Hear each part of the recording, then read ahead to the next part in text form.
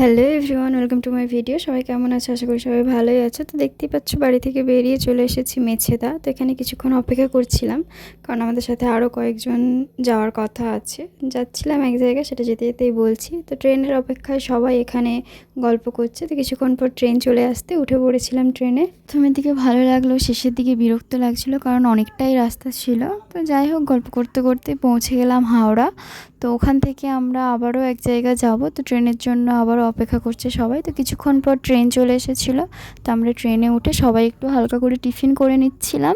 তারপর সবাই গল্প করতে করতে পৌঁছে গেলাম শ্রীরামপুর। তো আমরা যাচ্ছিলাম ব্যারাকপুর, প্রেম প্রবাহিনীর রথটা যেখানে রয়েছে সেখানে। যারা আমার ভিডিও দেখো কন্টিনিউ তারা জানবে, কিছুদিন আগেই আমি ভিডিওটা আপলোড করেছিলাম। তো পৌঁছে গেলাম ফেরিঘাটে। ওখান থেকে আমাদেরকে নদী পেরোতে হবে, তারপরে সেখানে পৌঁছবো। তো সেই জন্য চলে গেলাম লঞ্চ ধরতে। দেখো সেই সবে সন্ধে সন্ধে হয়ে এসেছে। ওয়েদারটা কিন্তু জাস্ট দারুণ ছিল, হালকা হালকা বৃষ্টি পড়ছিল, আর সেই সবে সন্ধে সন্ধে হচ্ছে। লঞ্চে উঠে আমরা একটা সাইডে গিয়ে দাঁড়িয়েছিলাম, আর এটা ওমদা সবাইকে হাই করে দিল, কারণ অনেকক্ষণ বসে বসে এসেছি আর ভালো লাগছিল না, তাই দাঁড়িয়েছিলাম ওখানে। আর লঞ্চটা কিছুক্ষণ পর ভর্তি হয়ে যেতে লঞ্চটা ছেড়ে দিল। ভীষণ ভালো লাগছিল, তখনও গুড়ি গুড়ি বৃষ্টি হচ্ছিল আর ঠান্ডা ঠান্ডা বাতাস বইছিল।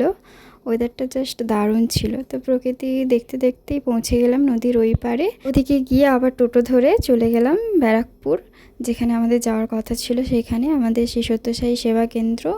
ওখানে পৌঁছে দেখলাম সেখানে ভজন চলছে, আর কি সুন্দর সাজানো হয়েছে চারিদিক। আমাদের যেতে অনেকটাই দেরি হয়ে গেছিলো, আমাদের সমিতির অনেকেই আগে থেকে চলে গিয়েছিল। থাকার ব্যবস্থা করা হয়েছিল, সেখানে ব্যাগটা রেখে দিয়ে আমরা আবার চলে এলাম। এখানে এসে দেখছি বাবাকে ভোগ দেওয়া হচ্ছে।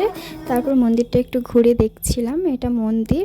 আর এদিকে রয়েছে বাবার শয়ন কক্ষ। বাবা যখন বেঁচে ছিলেন তখন এখানে এসে থাকতেন আর এখানে ঘুমোতেন। কি শান্তির জায়গা এটা। কিছুক্ষণ পর খেতে চলে গিয়েছিলাম। আর এখানে দেখো আমি নিয়েছিলাম খিচুড়ি আর সবজি, রুটি একটা, আর পাঁপড় ভাজা। ভাতও ছিল, আমি নিইনি। খাওয়া দাওয়া সেরে গিয়ে ঘুমিয়ে পড়লাম। ভিডিওটা এখান পর্যন্ত, টাটা।